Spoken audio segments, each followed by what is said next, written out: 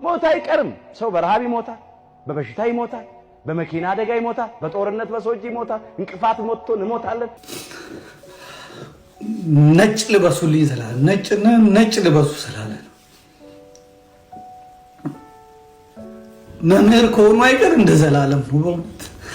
የሐዘን መግለጫ ከመካነ ሰማዕት ቅዱስ ቂርቆስ ቤተክርስቲያን መልካም መንገድ ተጋድያለሁ፣ ሩቴን ጨርሻለሁ፣ ሃይማኖቴን ጠብቄያለሁ፣ ወደፊት የጽድቅ አክሊል ተለይቶልኛል። ሁለተኛ ጢሞቴዎስ ምዕራፍ 4 ከቁጥር 7 እስከ 8 ለ3 አስርት ዓመታት ወይም ለ30 ዓመታት የእግዚአብሔርን መንግሥት ወንጌል በታማኝነትና ባለመታከት ሲሰብኩ የብዙዎችን ሕይወት ሲለውጡና ለትውልድ ተስፋ ሲያበስሩ የቆዩት ተወዳጁ የእግዚአብሔር ሰው መምህር ዲያቆን ዘላለም ወንድሙ በድንገት ከዚህ ዓለም ድካም ማረፋቸውን ስንሰማ በጥልቅ ሐዘንና የአገልግሎት አሻራቸው እግዚአብሔር ሰው በነበራቸው የ30 ዓመት የአገልግሎት ዘመን እኛ ቤተ ክርስቲያን ያለ ደሞዝ ያለ አበል አንድ ቀንም ሳያቋርጡ የቅዱስ ቂርቆስ ዕለት ሲያስተምሩ ነበር።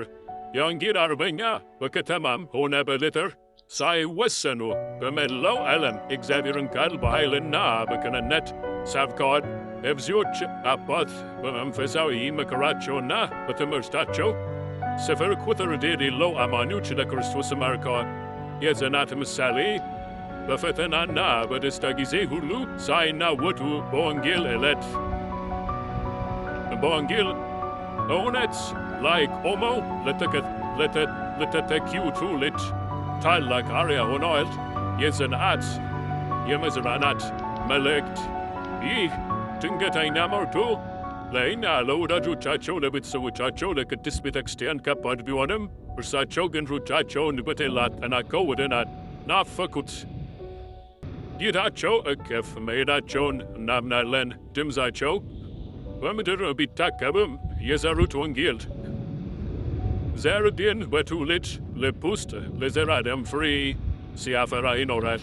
ለቤተሰቦቻቸው፣ ለቅርብ ወገኖቻቸውና ለመላው የክርስትና እምነት ተከታዮች የእግዚአብሔር መንፈስ ቅዱስ መጽናናትን እንዲሰጥ እንጸልያለን።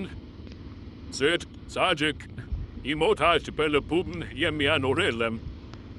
ደግ ሰዎችም ይሄዳሉ፣ ወደ ሰላም ይገባሉ። ትንቢተ ኢሳይያስ ምዕራፍ 57 ቁጥር 1 እስከ 2 ዝክረ ስማቸው ለዘላለም ጸንቶ በልባችን ይኖራል።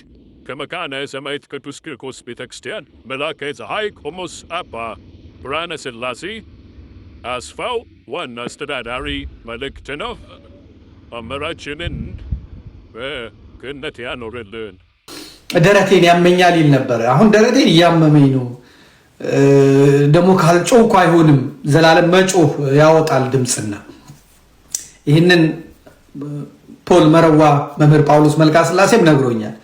ስብከት ቀላል አይደለም እና በጣም ብዙ ኢነርጂ ይፈልጋል፣ ብዙ ድምፅ ያስወጣልና ቀን በቀን ዓመት ከዓመት ወር ከወር እየጮኸ የእግዚአብሔርን መንግስት አገልግሏል። ብዙዎቹን ለንስሐ ለስጋው ደግሞ አብቅቷል። ታማኝ የሆነ ደግሞ ሩጫዬን ፈጽሜያለሁ፣ ጨርሻለሁ፣ አገልግሎቴን ፈጽሜያለሁ፣ ከዚህ በኋላ የጽድቅ አክሊል ነው የሚጠብቀኝ ብሎ እንኳን ቢናገር የሚያምርበት የታመነ ከላይ በጳጳሳቱ የሚወደድ በካህናቱ የሚወደድ በደብር አለቆች የሚወደድ በሰንበት ተማሪዎች የሚወደድ በሰባኪያን የሚወደድ በማህበረ ቅዱሳን የሚወደድ በኮሌጅ ልጆች በቴዎሎጂ ልጆች የሚወደድ በኢትዮጵያ ቤተክርስቲያን ትልቁ ችግር የሆነ አካል ይጠላሃል፣ የሆነ አካል ለራሱ ነገር ይፈልጋል። ነገር ግን በመምህር ዘላለም ጉዳይ ሁሉም የተስማሙለት ሰው ነው። ወንጌልን ስራው አድርጎ የያዘ ትዳር በዚህ ምክንያት ያልያዘ እና ራሱን ጃንደረባ አድርጎ ለክርስቶስ መንግስት የኖረ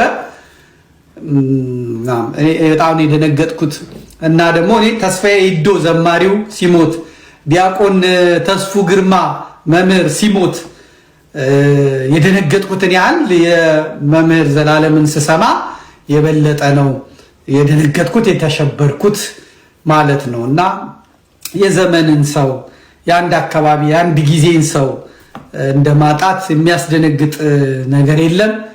ከቴዎሎጂ ዶክተር መምህር አብነት ድንገት ተጠርተው ሄደዋል። አሁን እነ ወንድማችን ለዚህ ጊዜ ነው እንግዲህ እኛ ምድሪቷ አልበቃን ያለችው በተንኮል በመገፋፋት ቤተክርስቲያንን በማቆርቆዝ በማድከም ለጠላት አሳልፎ በመስጠት ፍዳችንን የምንበላው ለዚህ ጊዜ ነው። መምህር ዘላለም ስትሮክ ከዚህ በፊት አሞት ነበር፣ ድኗል። አሁንም አሜሪካን ሀገር ለአገልግሎት ተጠርቶ ነው ሄደው። እዛ ከደረሰ በኋላ ትንሽ አመመኝ አለ። ወደ ክሊኒኩ ወደ ሆስፒታሉ በእግሩ ነው ሄደው። እዛ ከደረሰ በኋላ ደሙ ነው ፕሬሸሩ ከፍ አለ አሉ። ከዛ ወደ እንትኑ ሳይገባ ነው እጃቸው ላይ ያረፈው። ጋዜጣዊ መግለጫ የመምህር ዘላለም ወንድሙ አገልግሎት ወደ ሀገር አሜሪካ በሄደበት የካቲት 28 ቀን በድንገት ከዚህ ዓለም ድካም ወደ ዘላለማዊ እረፍት ማረፋቸው ይታወቃል። የመምህራችን ህልፈት ለቤተ ክርስቲያን እና ለመላው ኦርቶዶክሳዊ ሁሉ የጋራ ሀዘን ነው። በመሆኑ የመምህር ዘላለም ወንድሙን የቀብር ስነ ስርዓት በክብርና በስርዓት ለማስፈጸም ከአዲስ አበባ ሀገረ ስብከት ጋር በመተባበር የቀብር አስፈጻሚ አብይ ኮሚቴ ተቋቁሟል። የቀብር ስነ ስርዓቱ በተመለከተ ማንኛውም ጉዳይ የሚገለጸው በእነዚሁ አብይ ኮሚቴ አማካኝነት ብቻ መሆኑን እናሳውቃለን። የቀብር ጊዜና ቦታውን በተመለከተም በቀጣይ በዚሁ ኮሚቴ አማካኝነት ይፋ የሚደረግ መሆኑን እንገልጻለን። እስከዚያው ድረስ መላው ኦርቶዶክሳውያን ምዕመናን በትዕግስት እንድትጠባበቁ እያሳሰብን ለነፍስ ገብሩ ወልደ ሰማዕት መምህር ዘላለም ወንድሙ ለእግዚአብሔር እረፍተ ነፍስ እንዲሰጥ ጸሎት እያደረጋችሁ እንድትቆዩ ጥሪያችን በእግዚአብሔር ስም እናስተላልፋለን። የመምህር ዘላለም ወንድሙ የቀብር ስነ ስርዓት አስፈጻሚ ኮሚቴ የካቲት 29 ቀን 2018 ዓ.ም አዲስ አበባ። ሞት አይቀርም። ሰው በረሃብ ይሞታል፣ በበሽታ ይሞታል፣ በመኪና አደጋ ይሞታል፣ በጦርነት በሰዎች ይሞታል። እንቅፋት ሞቶ እንሞታለን፣ መራቃችን ትን ብሎን እንሞታለን። ከመጣ አይቀርም።